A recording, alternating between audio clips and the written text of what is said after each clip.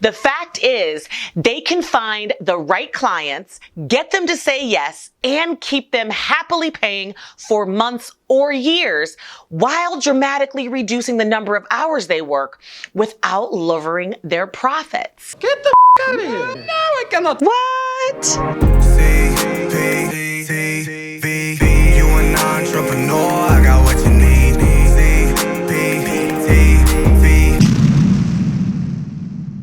Hey there, my loves. Welcome back to CPTV, the place for aspiring and growing entrepreneurs who want to turn their passions into businesses and their businesses into freedom. Does that sound like you? Of course it does, or you wouldn't be here. Then you're going to want to come on in, take a look around, stick out with me, hang out with me, and subscribe, because every single Tuesday I am giving you the strategies and the step-by-step actionable training for free that you can implement immediately into your business and your life so you can get to that entrepreneurial freedom that you deserve and desire. So go ahead, hit that subscribe button and click that bell so that you don't miss a beat. And of course, if you like it, then smash that like button and show me, because I am all about the actions. Tell me in the comments below as well. All right. So I hear some entrepreneurs talk about achieving that mythical six-figure business level as an exercise in frustration and futility.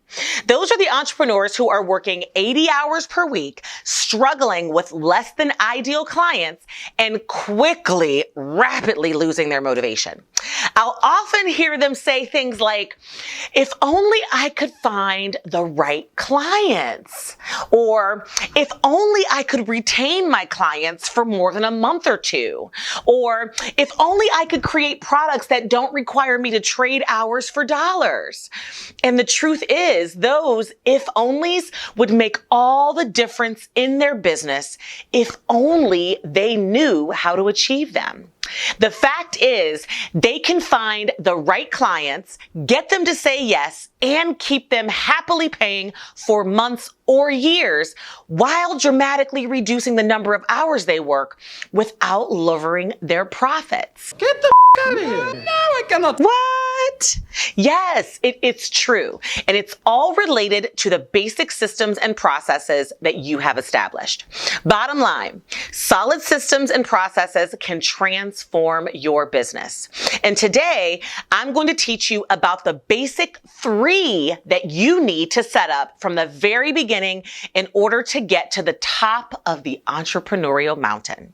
So, let's get to work. Before I dive really deep into what these 3 processes and systems are, I need you to recognize that you will need these 3 processes created anytime you launch or begin to offer a new product or service.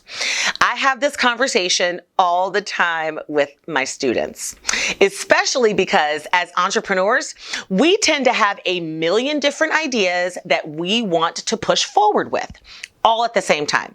But I caution every single student against moving forward with more than one product or service idea at a time. I've done that, okay? And the primary reason is because you have to create these 3 primary processes for every single product or service before you put it out there. Otherwise, you'll never really achieve the sales or the freedom that you want. So if you launch 5 products at the same time, you've got to create 15 processes, right? 3 processes times 5 products equals 15 systems, which will definitely derail those efforts and burn you out just enough for you to do it half-ass or procrastinate and not do it at all. So let's start with system and process number 1, your marketing processes. As an entrepreneur and a business owner, you will evaluate what your overall business marketing process and systems will include. I generally recommend making sure that your marketing process includes these 3 things.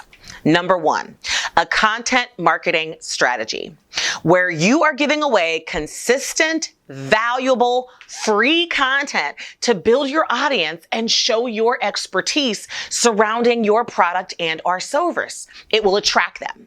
Number 2, a primary marketing platform.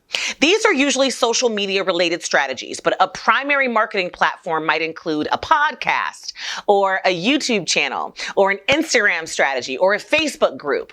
You get where I'm going with that, right? And number 3, a list building strategy. Your email list, as I have said more than once before, is your gold mine. Those are your peeps. Those are the people that you want to give so much love and so much value to that they become your fans. And when they become your fans, they become your customers. So when thinking about what your marketing process and system is going to include, you need to keep in mind that you have to build your process around delivering good content. Using a primary marketing platform that gives people downloadable access to resources and tools so that they opt in and become members of your list. You got to think through what that process will look like from step 1 all the way to them becoming members of your email list and even beyond. You've got to think about what your process is going to include to nurture and build that relationship with your email list. So like, for example, are you going to deliver a weekly newsletter? Or are you going to give out special discounts? Or are you going to give out special trainings to that list? What is your process going to look like once someone finds you and they've never met you before and they begin to engage with your content or your primary platform? What is it going to look like? How are you going to get them from that primary platform into your email list so that you can develop that relationship?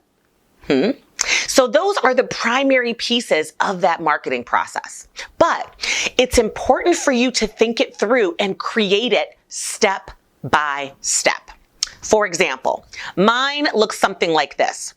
And this is specific to my Startup Academy online training program. Because remember, you're going to create this for every single product or service. All right? So first, I create a content calendar, specifically as it relates to providing training around starting and setting up a business. Then I deliver that content and training using my primary platform, YouTube and CPTV, and using my other social media platforms to really support the dissemination of that valuable content on YouTube, right? Third, every single piece of content or video training that is released includes a downloadable tool or resource that people are going to find irresistible. Fourth, they click a link and go out to a landing page where they will then receive that free gift in exchange for their email address. Fifth, once they submit their email address, they get tagged in my system as a CP prospect and added to my prospects list for startup and setup of a business. Sixth, they go into get to know CP email sequence that includes some video content, sharing my story and telling them who I am. And finally, once they're on that list, they automatically get included in my weekly email updates, as well as specialized training directly related to starting and setting up a business as I continue to launch paid products and services. You see how that works? Good. All right. Now, let's talk about process number 2. It is absolutely basic, but it is critically imperative to success. And that is your sales process, my love. I've seen it time and time again. New entrepreneurs who complain about not having enough sales, but have zero sales process actually set up. Of course, you're not going to have any sales if you don't have a sales process to send people through. If you are consistently winging how you sell things to people, you'll never make enough money as an entrepreneur. Bottom line, you must create a step-by-step sales process, similar to the step-by-step marketing process that I just described to you a second ago. And in order to do that, or create any process for that matter, you have to take the time to sit and think through it, step by step. What is your process going to experience, right? So your prospect, what are you going to need to do in order to close the deal? For example, in my one-on-one coaching program, my sales process looks a little bit something like this, but it includes first a strategy call that's absolutely free. Second, a follow-up email after the call with information on how to enroll in the program. Third, an additional follow-up email that may include a discount or coupon that I'm currently running, especially if they haven't already enrolled, in order to kind of create that sense of urgency for them, right? Fourth, they would also receive an update on if my coaching program is filling up fast, because it does fill up and people do end up on the waiting list if they procrastinate or don't take action immediately after our strategy call. And then fifth, once they actually decide to purchase, they very easily can click a link, go to a checkout page, enter their payment information, and automatically begin to receive my welcome and onboarding information so that process number 3 that you have to create can begin. And you guessed it. Process number 3 is your service process. How will you take your new customer who has actually given you money and onboard and welcome them into your product or service process so that you can begin to deliver the product or service itself? Now, if you've got a storefront or an e-commerce business where you're selling products, your service process includes all the steps that you're going to take in order to make sure that the person actually receives the product that they've just purchased in a timely fashion. That's critical. So when someone buys something, it may include or look something like this for you. An automatic email that says, we've received your order with an estimated date for shipping, right? Set the expectations. Then when it actually ships out, they're going to receive another email message confirming shipping and giving them a tracking number or some tracking information, right? Then after that, they should have received the product or service, and then you could follow up with an automatic email message confirming their receipt and asking for feedback or testimonials related to your product or service. You see where I'm going with this? The same thing would apply if you're doing coaching or consulting services.